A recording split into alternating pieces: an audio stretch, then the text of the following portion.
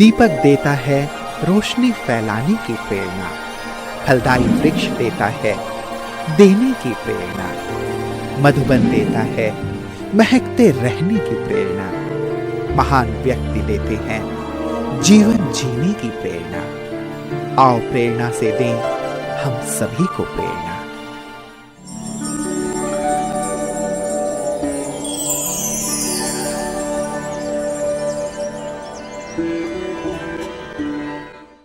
महलोल गुजरात राज्य के पंचमहल जिले का एक ग्रामीण क्षेत्र है। महलोल ब्रह्मा कुमारी ईश्वरीय विश्वविद्यालय की मुख्य संचालिका है राजयोगिनी दक्षा दीदी जी। आपका जन्म 1972 में कच्छ भुज में हुआ। बचपन से आपको खेलकूद, हिंदी धारावाहिक, फिल्में आदि देखने में विशेष रुचि थी। आप उदार दिल, साधारणता आदि गुणों से भरपूर स्नेही आत्मा हैं। ईश्वर की खोज में 1985 में आपको परमात्म ज्ञान की प्राप्ति कच्छ भुज से ही हुई। 1987 में अव्यक्त बाप दादा से ईश्वरीय मिलन बनाकर 1991 से आपने अपना जीवन संपूर्ण रूप से ईश्वरीय सेवाओं में समर्पित किया। तब से कच्छ भुज, पोरबंदर, जूनागढ़, नडियाद, गोधरा आदि स्थानों पर ईश्वरीय सेवाएं देते हुए 2009 से महलोल में स्थायी रूप से आप अपनी सेवाएं दे रही हैं। दीदी जी के नेतृत्व में 100 से अधिक विद्यार्थी अपने जीवन को श्रेष्ठ और महान बना रहे हैं।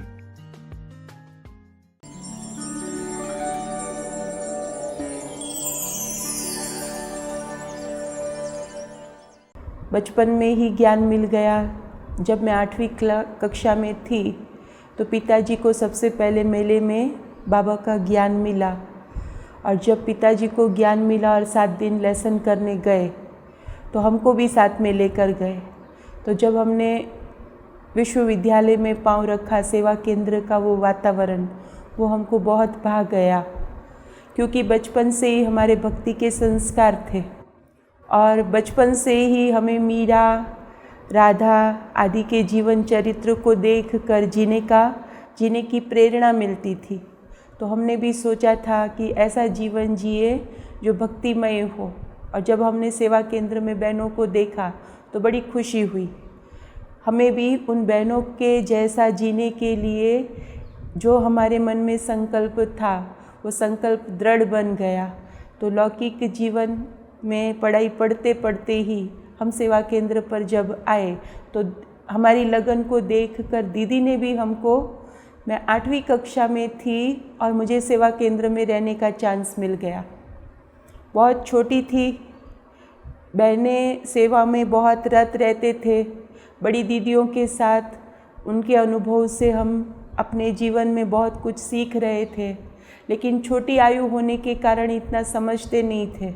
तो कभी कभी नाज नखरे, रूठ जाना, जिद करना ऐसा आ जाता था, लेकिन बड़ी दीदियाँ हमें बहुत प्यार से समझाती थी और रियलाइज़ कराती थी।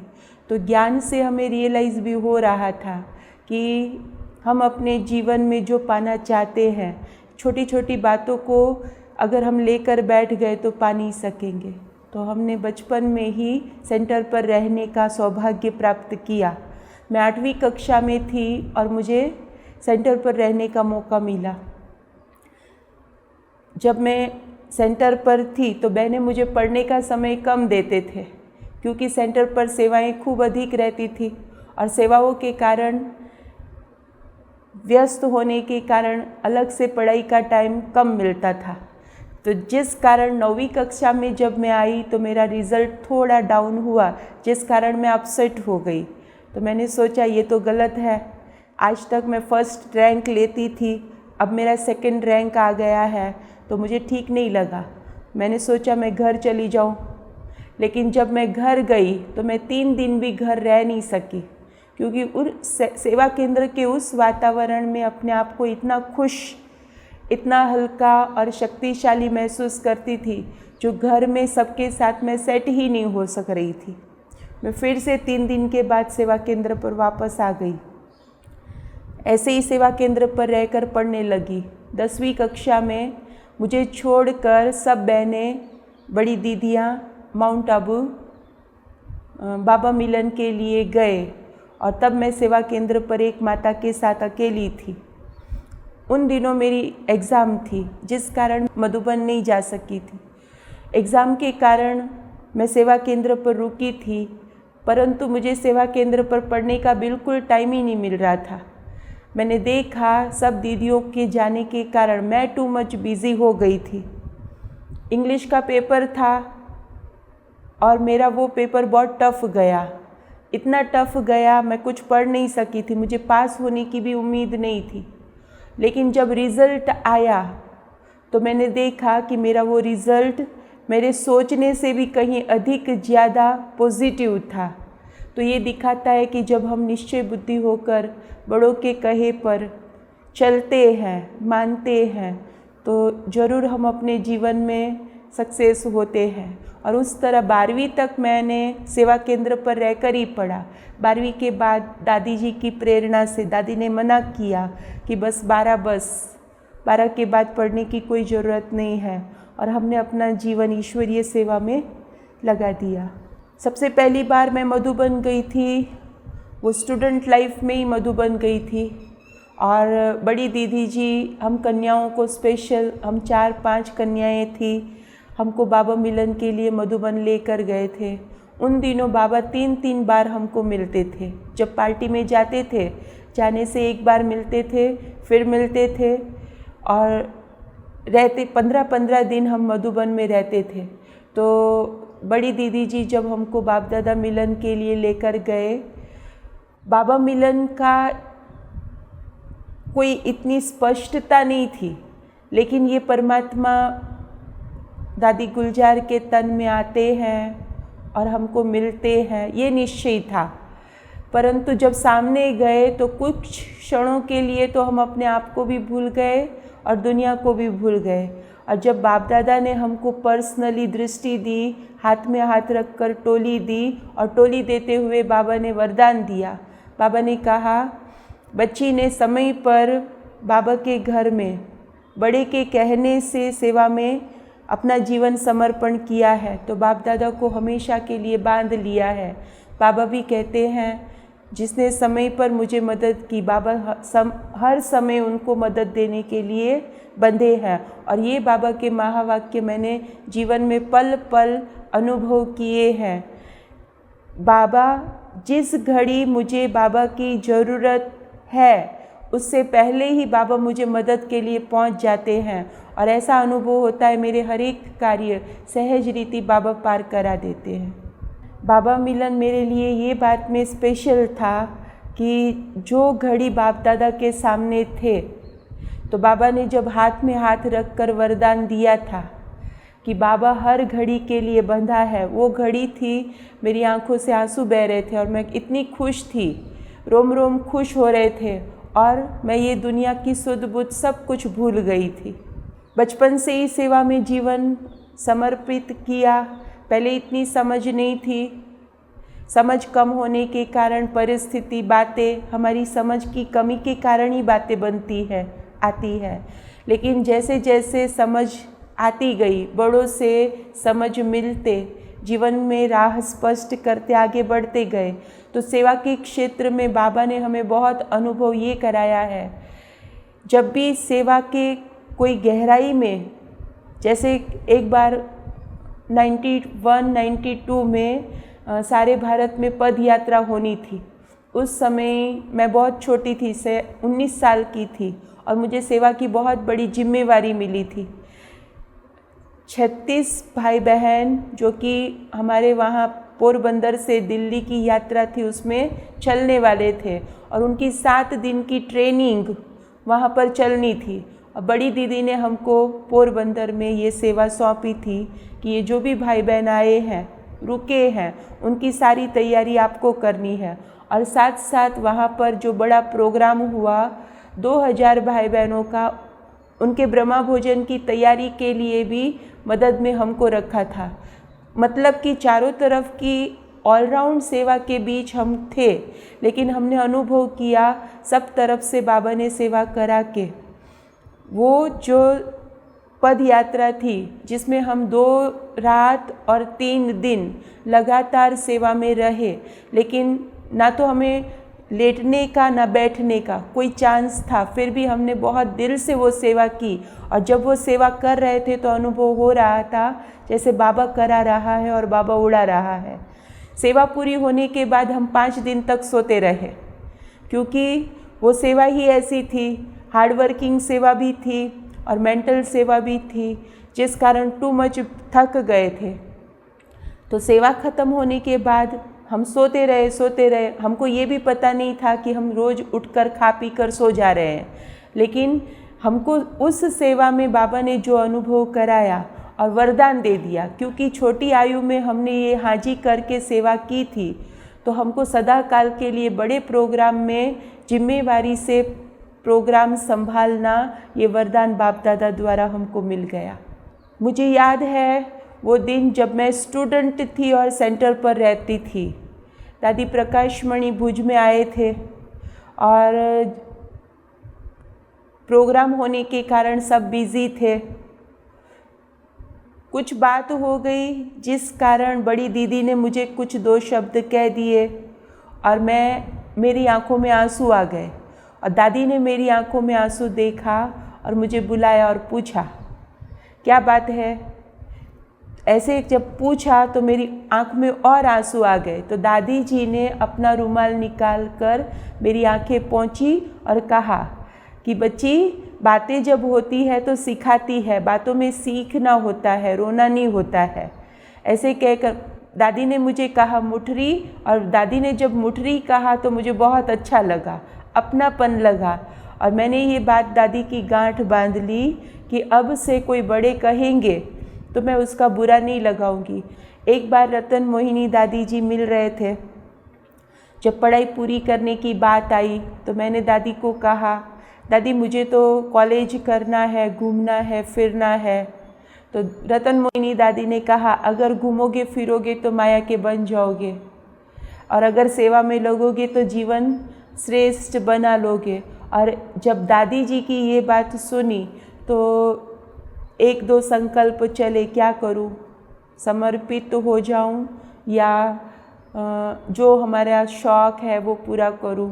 लेकिन दूसरे क्षण संकल्प चला कि जब इतने बड़े दादी हमको कह रहे हैं तो अभी हमें पढ़ना नहीं है। तो हमने पढ़ाई छोड़ दी, पढ़ाई छोड़कर सेवा में लग गए। पर सेवा में लगने के बाद 6 महीना तक तो हम डिस्टर्ब रहे, लेकिन 6 महीने बाद जब पूर्ण रीति से मन को हमने डाइवर्ट किया तब हमें फ़ायदा भी पता चला। क्योंकि हमारे साथ जो कन्याएं साथ में सेंटर पर आती थी और कॉलेज करने चली गई, वो सब संसार में चली गई और हम बचकर बाबा के बनकर अपने जीवन को सेवा में सफल कर रहे हैं। बाबा का बनने के बाद सबसे पहले तो मैंने अपने जीवन के 20 साल खूब हार्ड वर्किंग सेवा की है। हार्ड वर्किंग सेवा में सबसे ज़्यादा भंडारे की सेवा, क्योंकि मुझे बाबा के भंडारे से बहुत प्यार है और भंडारे में एक लगाव भी है। और लौकिक जीवन में भी एक प्रेरणा मिली थी कि शिव के भंडारे में जो सेवा करता है, शिव के भंडारे की महिमा है कि भंडारा भरपूर काल कंटक दूर। और शिव के भंडारे में की हुई सेवा जन्म जन्म तक उनको कोई बात की कमी नहीं रखती है। और इसीलिए हमारा भंडारे से बहुत प्यार था। भंडारे से प्यार होने के कारण ही हमने बहुत छोटी आयु में ही बड़े बड़े भंडारे की सेवा की, जहाँ पर बड़ी दीदियों ने बहुत अथक बनकर हमारी सेवाएं ली और बाबा ने हमको वरदान दे दिया।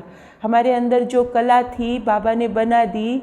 हम बहुत छोटी आयु में बड़े भंडारे को बहुत सुचारू रूप से चला सकते थे और बहुत सहज तरीके से खुशी खुशी से वो सेवा पार कर लेते थे।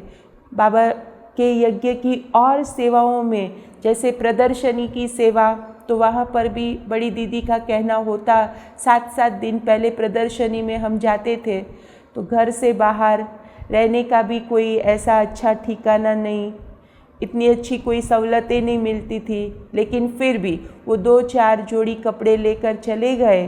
स्कूल में रहना, नदी पे जाके स्नान करना, कपड़े धोना, आदि आदि करके भी हमने प्रदर्शनी की सेवा भी बहुत रुचि से की है।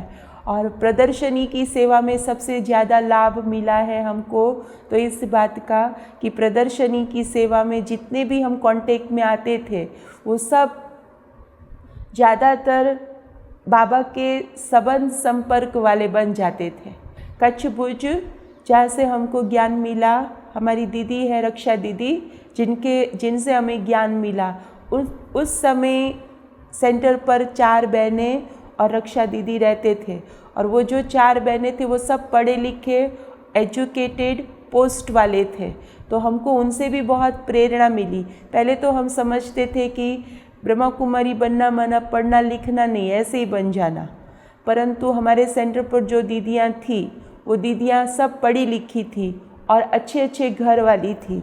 तो जो रक्षा दीदी है हमारी, वो रक्षा दीदी खुद, वो 4 बहनें, वो भी चारों 4 समर्पित, और वो रक्षा दीदी जो खुद धीर गंभीर, बड़ी सरल चित्त, मितभाषी, लेकिन बड़े स्ट्रिक थे, और उनकी वो स्ट्रिकनेस ने ही हमारी जीवन बना दी, क्योंकि कहते हैं कायदे में फ़ायदा। तो हमारी दीदी बड़ी स्ट्रिक थी, कोई भी बात चलाती नहीं थी, और जिस कारण हम छोटी छोटी बातों को भी बहुत अच्छी तरह सीखे, जीवन में आगे बढ़े।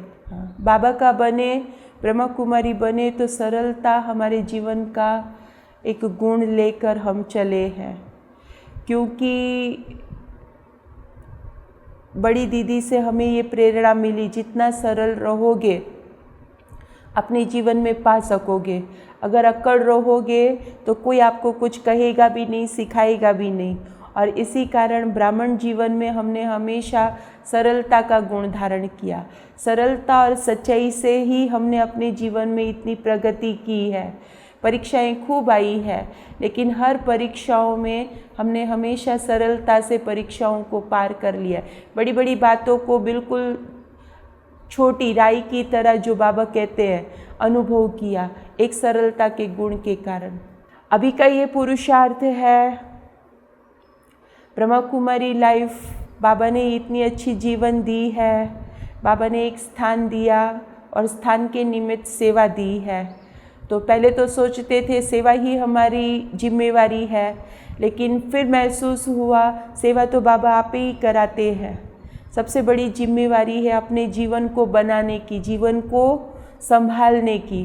तो जब कोरोना काल में एक पीरियड आया जब सब अकेले अकेले हो गए, हमें भी एक चांस मिला। बचपन से मेरी वैराग वृत्ति थी, लौकिक परिवार से कोई लगाव नहीं था, लेकिन बाबा ने बहुत बड़ा पेपर मेरा लिया कोरोना काल में। कोरोना काल में लॉकडाउन से पहले 1 दिन पहले मैं लौकिक घर गई। लौकिक घर जाने के बाद दूसरे दिन लोक कर्फ्यू के कारण बंद रहा और तीसरे दिन से लॉकडाउन हो गया, जिस कारण मुझे 3 माह घर पे रहना पड़ा। लेकिन मैंने वहाँ पर सेवा केंद्र पर संपर्क किया और सेवा केंद्र जाने की इच्छा दर्शाई, लेकिन मैं जा नहीं सकी, क्योंकि जिस जगह मैं थी वहाँ से सेवा केंद्र पर जाना थोड़ा नामुमकिन था। तो घर पे जब मैं रही और मैंने अनुभव किया, मेरे लिए ये सबसे बड़ा कसौटी काल है।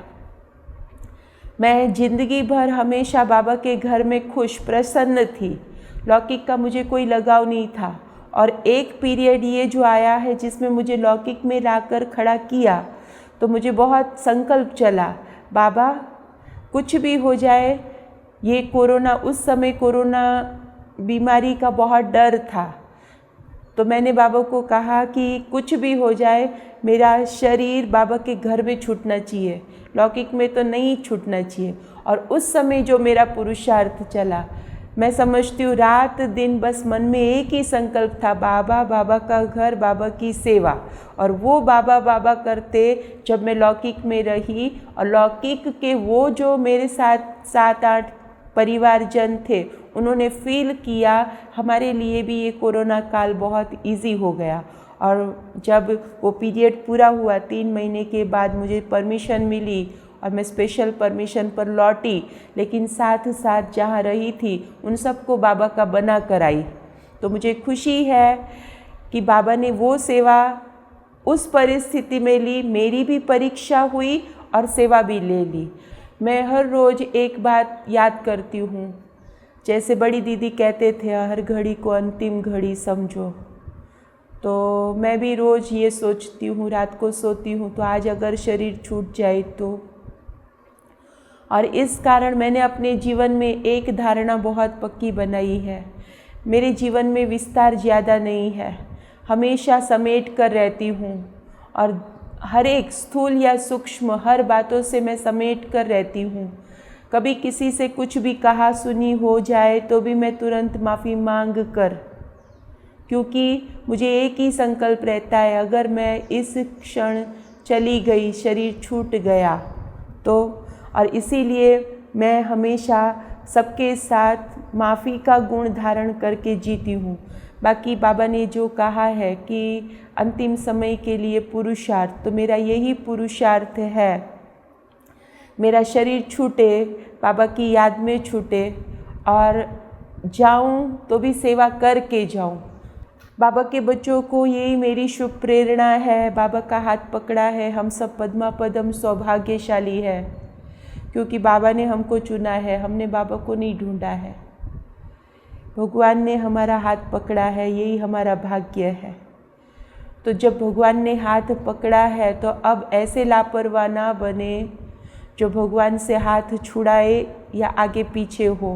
भगवान ने हाथ पकड़ा, अपना बनाया, अब हम अपना जीवन परमात्मा की श्रीमत से पूरा पूरा सफल करें।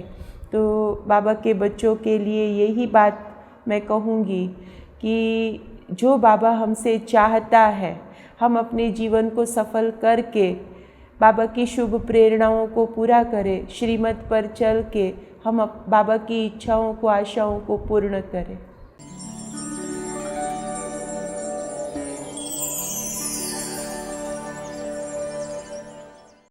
जैसे कि हम सब लोग भगवान की खोज में रहते हैं, वो भगवान असलियत में कौन है, वो सच्चा ज्ञान हमको दीदी ने दिया है। हमारी लाइफ में जो भी परेशानी आई है या जो भी मुश्किल है, उसको कैसे सॉल्व करना है और हर परिस्थिति में हमको कैसे खुश रहना है, कैसे बाबा से जुड़े रहना है और लाइफ में भी आगे हमको कैसे बढ़ना है, वो सब दीदी ने हमको समझाया है।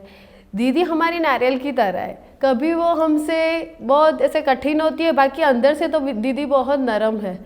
तो दीदी हमारी कभी बायसनेस नहीं करती, कोई भी लड़का हो, लड़की हो, बूढ़ा हो, बच्चा हो, सबके साथ एक जैसा व्यवहार करती है।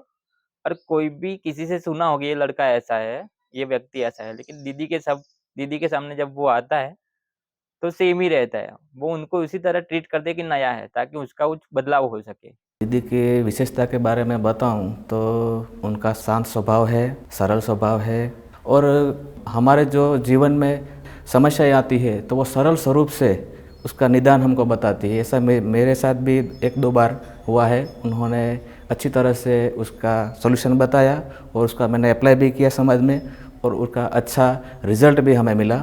और दूसरी बात बताऊं तो दीदी जो मुरली पढ़ाती है उसमें विस्तार से समझाती है। मुरली पढ़ाने का स्टाइल भी दीदी का बहुत बढ़िया है।